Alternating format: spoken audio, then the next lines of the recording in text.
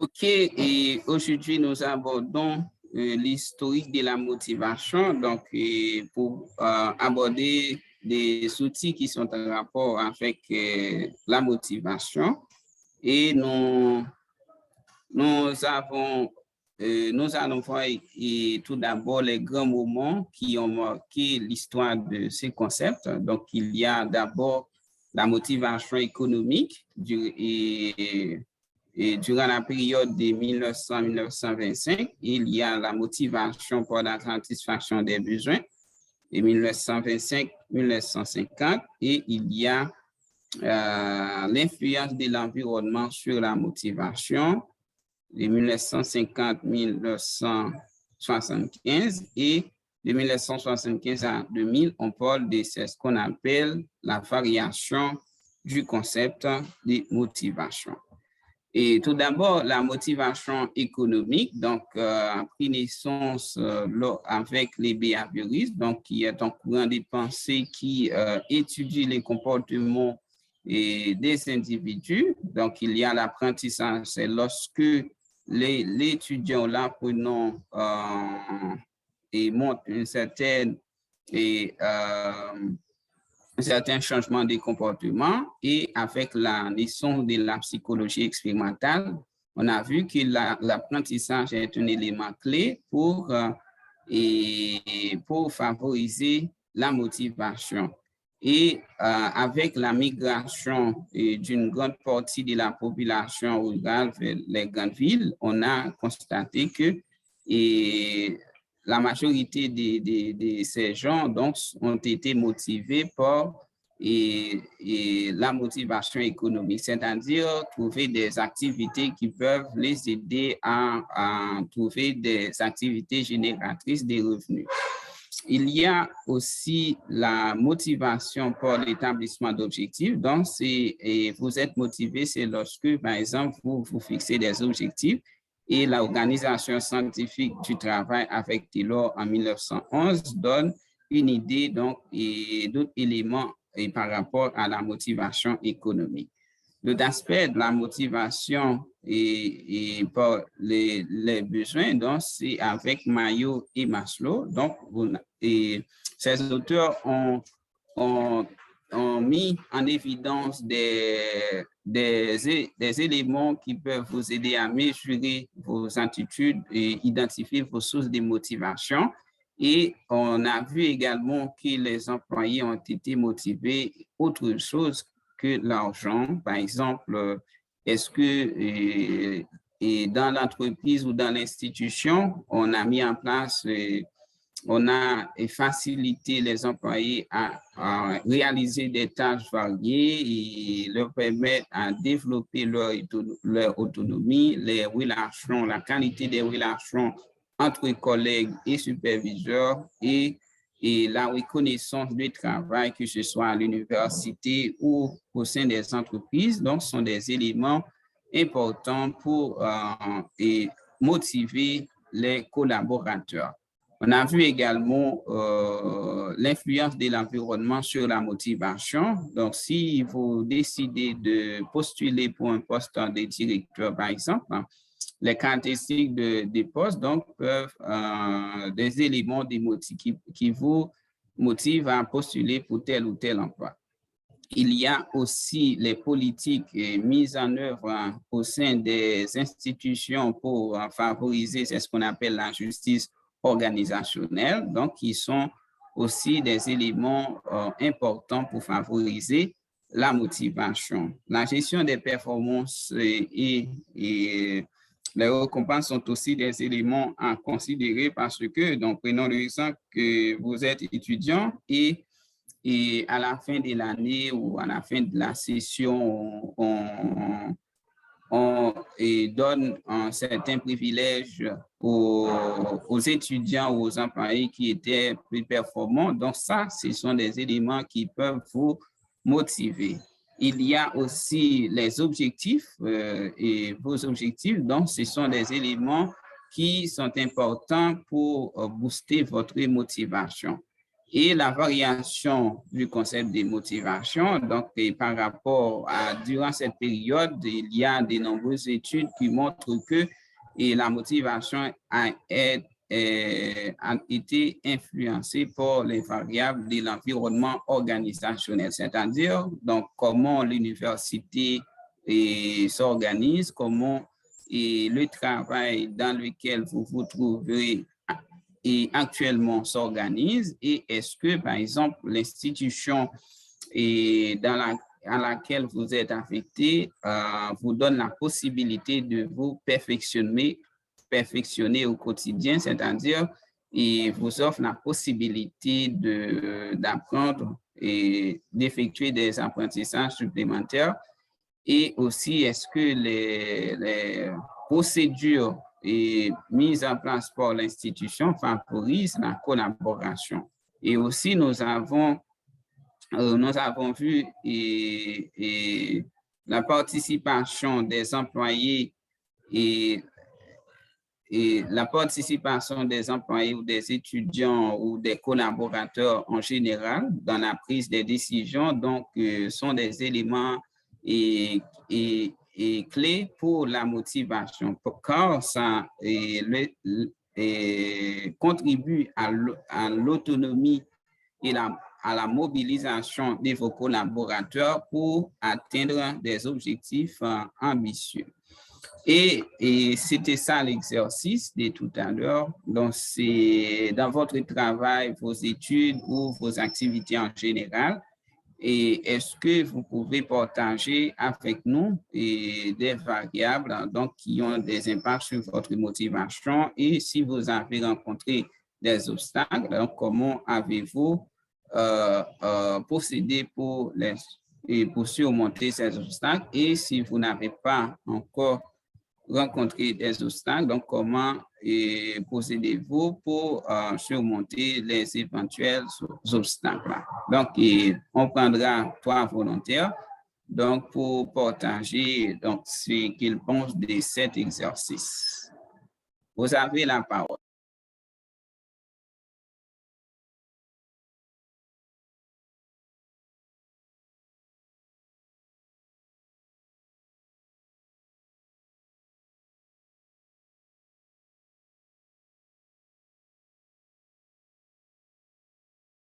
OK, vous êtes là maintenant?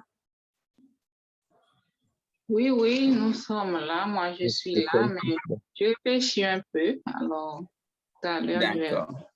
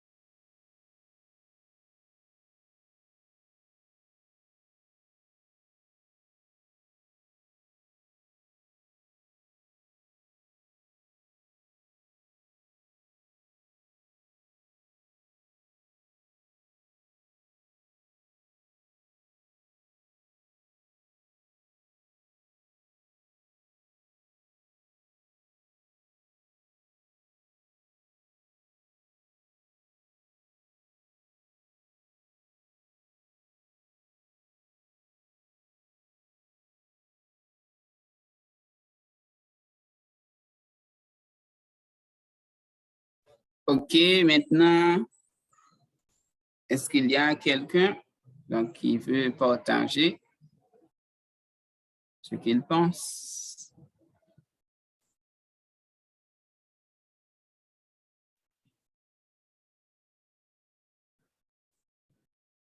C'est qu'il faut profiter de la formation, donc c'est le moment pour exprimer ce que vous pensez et ensuite pour recevoir des commentaires, donc si c'est nécessaire. Et cette logique, donc, vous permettra de grandir.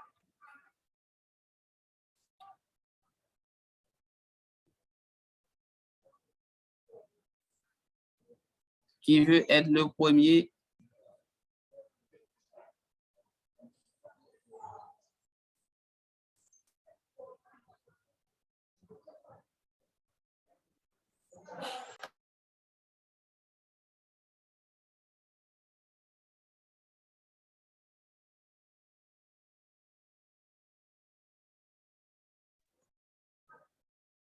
Firmin, et vous voulez dire quelque chose?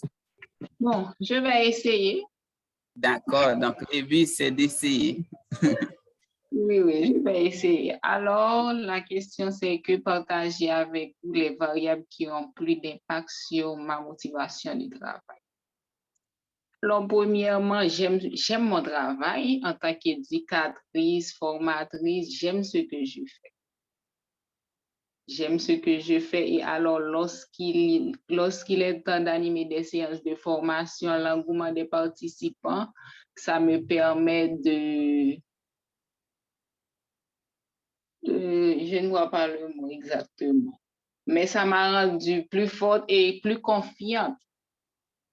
Et en plus, le salaire aussi, parce que s'il n'y a pas de salaire, la motivation là, ça n'aura pas de sens parce qu'on ne peut pas aller partout, animer des séances de formation, aller faire des supervisions dans plusieurs écoles et puis, pour qu'il n'y a pas de salaire, ça n'aura pas de sens. Alors, le salaire aussi fait partie de ma motivation.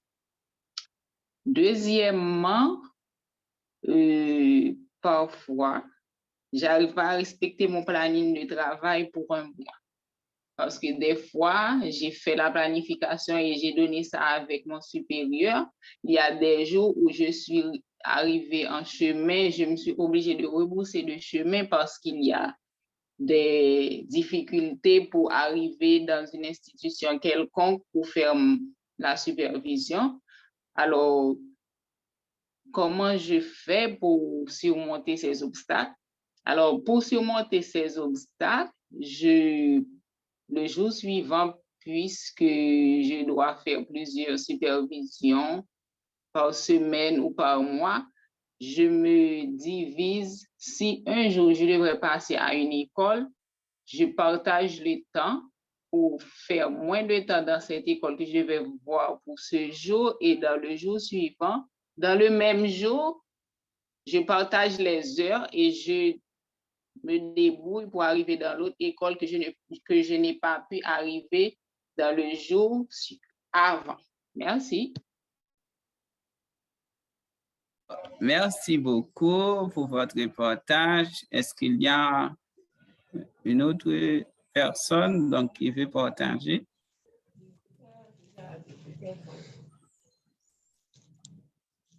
Bon, je ne sais pas si jusque-là, je n'ai pas vu l'écran, donc mais je continue pas à suivre parce que j'essaie de vous écouter. Donc, je n'ai pas vu de diapo, je ne lis pas de diapo. Voilà, mais je veux dire que vraiment, actuellement, j'enseigne dans le secondaire. Oui, vous pouvez continuer. Voilà, donc j'aime le contact avec les apprenants. Ça me motive vraiment. Donc, d'abord, enseigner, c'est déjà une passion pour moi. Et quand vous êtes en contact avec les apprenants, c'est aussi motivationnel. Et quand l'environnement est convivial, ça vous stimule. C'est-à-dire que quand il n'y a pas de problème relationnel dans le milieu, je me sens plus motivé. Et je pense aussi que quand je constate que ce que je donne est assimilé et que le résultat est là, est bon, je suis vraiment stimulé à donner le meilleur de moi-même. Bon, tout à l'heure aussi, comme l'a dit Firma, je crois que le salaire aussi, quand ça vient, même si ce n'est pas grand-chose, ça vous motive vraiment à donner le meilleur de vous-même. Et ce sont là autant de sources de motivation, de variables de motivation pour moi. D'accord, merci beaucoup pour votre participation. Est-ce que vous voyez mon écran ou est-ce que c'est le cas seulement pour M. Mordouchi? Moi, je vois l'écran. Je vois l'écran.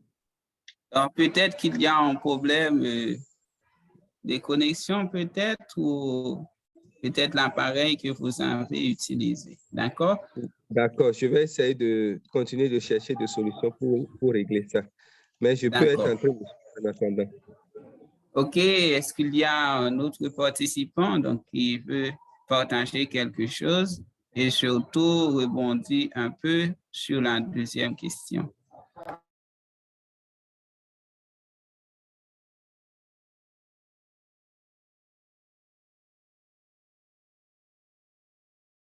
Dans vos activités académiques, votre travail, OK? Dorélas, vous avez la parole. Oui, merci. Donc, comme variables qui ont plus d'impact sur ma motivation, donc je suis motivé positivement et négativement parfois. Donc, disons mieux, l'impact est positif et négatif parfois. Excusez-moi.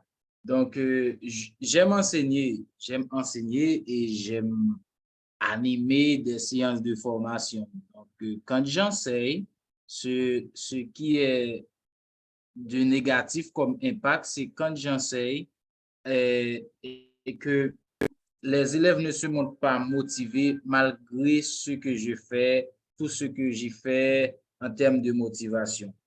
Vous voyez, ils montrent qu'ils ne sont pas, comment dirais-je, ils ne sont pas motivés, ils n'aiment pas peut-être, j'ose dire, ce que je fais. Donc, ça a un impact négatif sur ma motivation. Donc, vous savez, c'est pas dans mon pays. Donc, les situations ne sont pas trop faciles. Donc, quand je travaille et que le mois arrive, on ne me donne pas ce qu'on devrait me donner. Donc, ça aussi a un impact négatif sur ma motivation. Mais cela ne dit pas que j'allais pas travailler. Donc, le salaire, ça motive. Une petite augmentation, ça me motive toujours beaucoup plus. Donc, pour l'enseignement, quand il y a un impact, quand il y a un manque de motivation, eh bien, pour surmonter cet obstacle éventuel, qu'est-ce que je fais? Quand je vois que les enfants ne sont pas motivés, ben, il y a un enseignant, un professeur, il faut bien qu'il doit savoir utiliser plusieurs techniques, plusieurs stratégies. Donc, j'adopte d'autres stratégies. Par exemple, il y a un pédagogue qui s'appelle Maria Montessori. Eh bien, Maria Montessori pratique le jeu dans l'enseignement. Eh bien, je dis, eh bien, s'ils ne sont pas motivés en termes de stratégie, j'ai changé de stratégie, eh bien, j'ai fait une motivation concernant un jeu, par exemple. Il y a un jeu qu'on appelle Antilope. Ben, les élèves, voyez, ils éprouvent une source de motivation. Donc, c'est ça. Et quand on ne me paie pas, je ne fais pas, pour surmonter ça, j'utilise d'autres stratégies, mais je n'ai pas montré aux responsables que je suis démotivé, tout ça. Merci. D'accord, merci pour votre partage si enrichissant. Est-ce qu'il y a une dernière intervention pour avancer?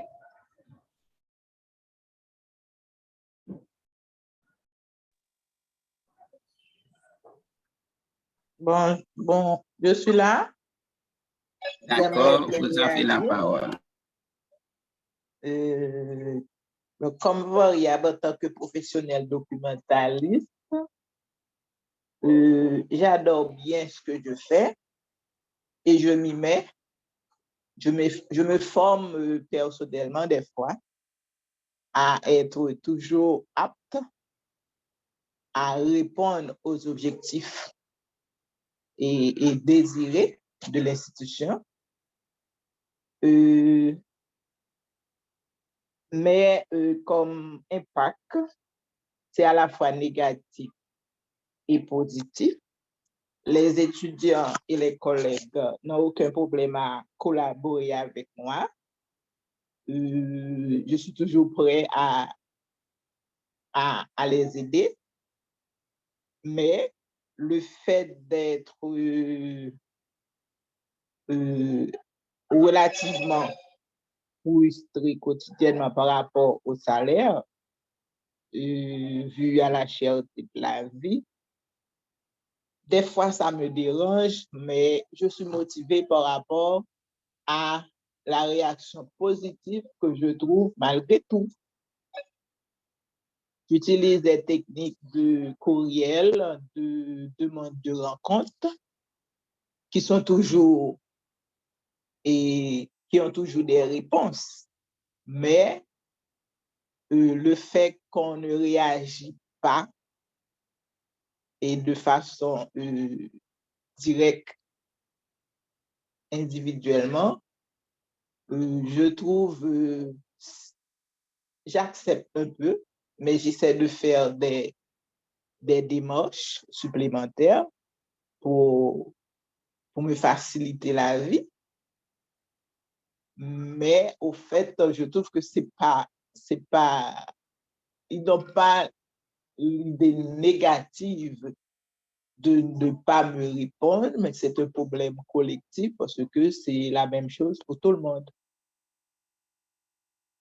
D'accord, merci beaucoup et pour votre participation. Donc, vos interventions étaient vraiment riches et le but de cette activité, c'était pour vous aider à identifier donc, ce qui vous motive et au quotidien. Parce que, et comme nous pouvons constater dans les différentes interventions, il y a de nombreuses variables donc, qui peuvent influer sur votre motivation, que ce soit votre engagement, votre sentiment d'auto-efficacité, vos objectifs et la reconnaissance de votre travail, de l'apport de vos collaborateurs et les bénéficiaires directs ou indirects de votre travail, que ce soit le salaire, les conditions de travail en termes de santé, sécurité au travail, bien-être au travail et les relations avec les collègues. Donc, comme nous avons vu précédemment, les climats de travail, l'ambiance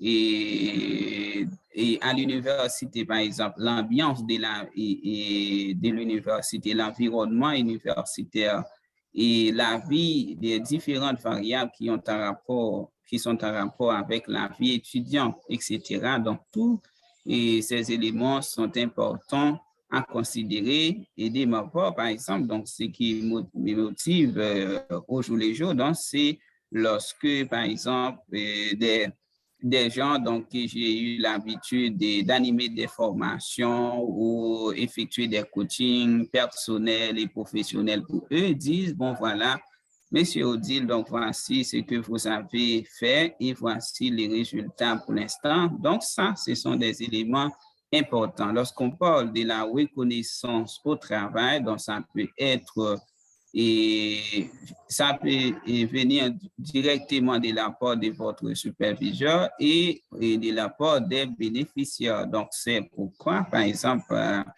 en tant qu'enseignant, en tant que formateur ou en tant que coach, et c'est quelque chose d'extrêmement important.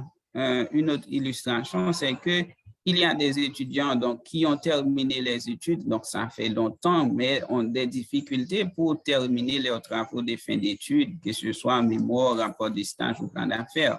Mais lorsque j'ai lancé en 2019 les processus de coaching en rédaction des travaux de fin d'études, donc et plus de 45 étudiants donc, ont déjà terminé leurs travaux de fin d'études avec moi. Et ces étudiants ont eu la chance de poursuivre leurs études supérieures, que ce soit en maîtrise, etc. Et même arrivé là-bas, ces étudiants m'ont contacté pour bénéficier de mon coaching parce que si en Haïti, donc on est n'a pas cette culture et des recherches, des productions arrivées à un pays étranger. Donc, c'est une autre chose. Donc, c'est pourquoi il paraît parfois difficile pour eux de s'adapter à ce nouveau au défi du monde universitaire. Et je suis toujours disponible pour les aider. Donc, ça, ce sont des éléments qui me motivent au quotidien. Donc, comme dans notre contexte, donc, il y a de nombreux facteurs donc, qui peuvent influer sur notre motivation. C'est ce qu'on appelle des obstacles. Donc, l'important, c'est comment transformer ces obstacles en opportunités ou transformer ces obstacles en de nouveaux objectifs personnels et professionnels. Donc, avec ça, vous pouvez progresser. Et bienvenue, Patricia. OK, et maintenant, nous avons vu l'aspect historique de la motivation. Maintenant, et la motivation, c'est quoi au juste? Selon ces auteurs, Valeron et Thiel, en 1993, la motivation, c'est un construit hypothétique utilisé pour externe qui produisent le déclenchement, la direction et l'intensité et la persistance du comportement. Et malgré, par exemple, vous rencontrez des obstacles, et cette définition vous laisse croire que vous devez accentuer sur vos forces internes et externes. Force interne, donc, c'est la motivation intrinsèque, et force externe, donc, c'est la motivation extrinsèque. Et malgré les obstacles, il faut être persistant, il faut être résilient. Et autre définition de la motivation, donc c'est la définition de ces auteurs en 2008. Donc, lorsqu'on parle de la motivation, donc ce sont des forces qui influencent l'orientation, l'intensité, la persistance volontaire d'une personne, OK? Et il y a un mot important, c'est volontaire. OK, lorsque vous êtes motivé, donc si vous êtes motivé par quelque chose, vous décidez d'entreprendre volontairement, donc il y a forte probabilité pour que vous progressez dans ce projet. Deuxième élément important, lorsqu'on parle de la motivation, donc on voit une sorte d'énergie en termes d'intensité que vous investissez et c'est volontairement de façon durable, c'est-à-dire il faut être persistant par un individu et vers un but, c'est-à-dire votre motivation doit être orientée vers un but. Par exemple, vous êtes enseignant, vous êtes formateur, vous êtes étudiant en licence, donc il faut que votre motivation soit guidée par un but, donc qui vous procure de la satisfaction à la fin. Et la motivation, donc on va voir la théorie de l'autodétermination de Deci et d'Erian. Donc il y a, et selon lui, la motivation, il y a la motivation extrinsèque et motivation intrinsèque. La motivation, c'est lorsque vous vous laissez guider par les obstacles que vous rencontrez dans votre travail, dans votre activité. Et la motivation extrinsèque, donc c'est par exemple les salaires, donc c'est quelque chose qui peut guider votre motivation extrinsèque. Si nous avons vu précédemment la gestion des performances, donc si on donne la possibilité aux étudiants qui ont été excellents durant la session de participer à un colloque international ou avoir accès à des gadgets électroniques donc qui peuvent les aider dans leur vie professionnelle. Donc ça, c'est ce qu'on appelle la motivation extrinsèque, c'est-à-dire votre source de motivation vient de l'extérieur, comme nous avons vu dans l'outil MBTI également. Donc c'est est-ce que votre énergie pour travailler vient du monde extérieur ou à l'intérieur de vous-même. Donc, si cette énergie vient à l'intérieur de vous-même, donc c'est ce qu'on appelle la motivation intrinsèque, c'est-à-dire vous avez identifié votre source de motivation et vous savez également et pourquoi vous avez travaillé. Et sinon, revenons également à l'outil Ikigai. Donc, notez que l'Ikigai, c'est l'intersection entre votre profession, votre motivation et votre métier, etc., votre vocation, etc. Donc, c'est pour être motivé, donc il faut être en mesure d'identifier l'intersection entre ces différents éléments. En bref, la motivation conditionne nos comportements de travail et c'est un élément important pour être performant. Et aussi, la motivation vous aide à développer des capacités qui sont supérieures par rapport au contexte dans lequel ou l'environnement dans lequel vous évoluez. Et ça permet d'obtenir ou d'atteindre un niveau de performance très élevé. Parlons maintenant des théories de la motivation. Donc, ils sont au nombre de 3. Donc, il y a la théorie qui porte sur le contenu et de la motivation, c'est-à-dire s'intéresse à la satisfaction des besoins. Donc, vous décidez d'enseigner, c'est parce que vous voulez obtenir un salaire et avec ce salaire, vous allez faire quelque chose d'autre. Il y a la théorie du choix cognitif, donc c'est lien entre les efforts, performance et récompense. Et il y a la théorie des développements des sentiments d'auto-efficacité et d'autodétermination que nous allons voir tout à l'heure. Les théories des contenus, donc, contient des éléments suivants. Donc, comment satisfaire vos besoins pour motiver, comment rendre le travail plus intéressant pour motiver et est-ce que vous êtes motivé à travers la justice perçue. Et par rapport au premier point, donc, nous avons la pyramide des besoins selon Maslow. Donc, selon lui, il y a 5 catégories de besoins importants et qui peuvent vous aider à rester motivé au quotidien. Ce sont d'abord les besoins physiologiques, comme le fait de manger, boire, s'habiller, respirer, dormir. Et il y a les besoins de sécurité. Pourquoi décider de construire une maison? Pourquoi vous voulez avoir un emploi stable? Ou pourquoi vous voulez avoir une assurance maladie dans le cadre de vos activités professionnelles, etc. Et la troisième catégorie, donc, ce sont des besoins d'amour et d'appartenance. Donc, vous voulez avoir une famille, des amis ou intégrer un groupe ou une communauté éducative, une communauté religieuse, une communauté politique, etc. Il y a les besoins d'estime. Donc, nous avons vu l'estime de soi et ses composantes, que ce soit la perception de soi, l'amour de soi, la confiance en soi, et ainsi de suite. Donc, il faut développer votre estime de soi dans divers contextes, la famille, l'école, l'église, votre environnement professionnel et comment cultiver le respect pour les autres.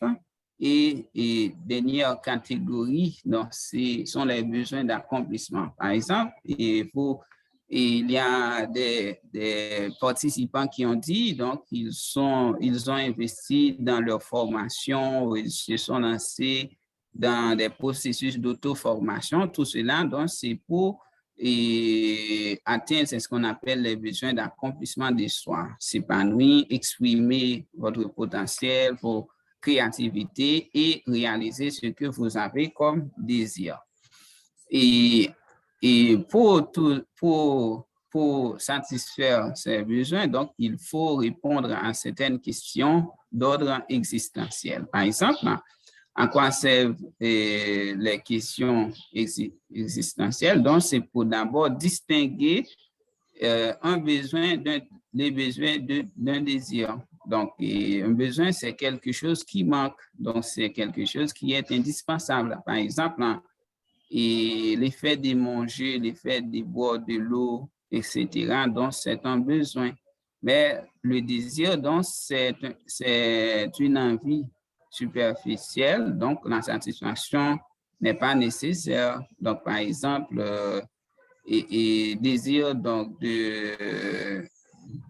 désir par exemple d'avoir une femme blanche. Donc ça, c'est un désir, mais c'est pas un besoin. Donc, pour être excellé, donc il faut être en mesure de distinguer ou d'identifier réellement vos besoins et être capable de les distinguer de vos désirs. Et maintenant, nous sommes arrivés à cet exercice donc, que vous allez réaliser et ensuite on va en discuter. Vous avez 10 minutes pour réaliser cette activité et ensuite on va prendre quelques personnes pour partager leurs travaux. Par rapport aux différentes catégories de besoins que nous venons de voir, donc maintenant, vous allez identifier vos besoins actuels par rapport aux différentes catégories. Et voyons, par exemple, c'est quelque chose qui n'est pas compliqué. Donc ici, c'est la pyramide des besoins. Donc, exemple de besoins physiologiques, manger, boire, respirer, besoin de sécurité, avoir un emploi stable, assurance maladie, besoin d'amour, avoir une famille, appartenance, communauté et besoin d'estime. Donc, c'est d'abord mieux vous connaître pour fixer des objectifs pour réussir. Il y a les besoins d'accomplissement de soi, donc c'est comment et vous voulez exprimer votre potentiel et votre créativité et quel mécanisme vous allez mettre en place pour satisfaire vos désirs. Est-ce que c'est compris par tout le monde? Vous avez 10 minutes et on revient dans 10 minutes pour partager ce que vous avez